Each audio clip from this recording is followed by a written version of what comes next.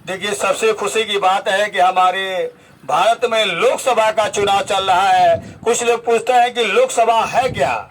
अरे, लोकसभा को हम लोअर सभा भी कहते हैं या हाउस ऑफ द पीपुल कहते हैं या निचला सदन कहते हैं।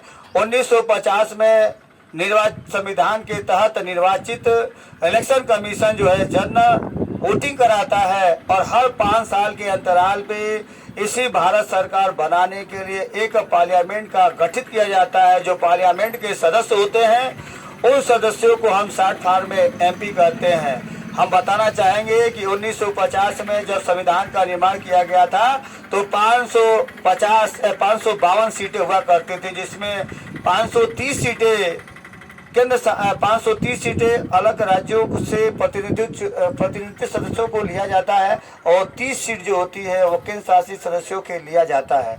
126वें संविधान संशोधन करके 2 आंगल भारतीयों को सीटों को समाप्त कर दिया गया है। इस समय मूल रूप से हमारा जो निर्वाचित वर्तमान में सदस्य है वो 543 सीट रह गई है। आपको एक और बताना चाहूँगा कि 1952 में जब संविधान की स्थापना लोकसभा का स्थापना किया गया था संविधान के अंतर्गत, तो लोकसभा में हमारा जो मतदान का उम्र था 21 वर्ष रखा गया था।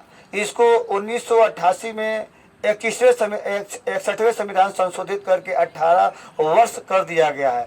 और बताना चाहेंगे कि अगर लोकसभा की संरचना को पूरी तरह से समझना चाहते हैं तो भारत का संविधान जो एक आर्टिकल 81 के अंतर्गत पूरी बातों को आप देख सकते हैं, समझ सकते हैं। एक और आपको जानकारी देना चाहूँगा कि कभी भी आप लोकसभा का चुनाव लड़ना चाहते हैं तो आपकी उम्र का भी एक बाध्यता है कि 25 साल होना चाहिए। उससे नीचे अगर उम्र आपका होता है तो आप लोकसभा के चुनाव को लड़ नहीं पाएंगे। दूसरी बात यह है कि आप भारत के नागरिक होना चाहिए। किसी भी क्षेत्र से आप वोटर लिस्ट में आपका नाम है तो आप लोकसभा के चुनाव लड़ सकते हैं। चौथी सबसे अहम बात यह है कि अगर भारतीय नगर न्यायपालिका द्वारा किसी को 2 साल की सजा हो जाती है या अधिकतम सजा हो जाती है तो वह लोकसभा का सदस्यता स्वतः इसका समाप्त हो जाता है।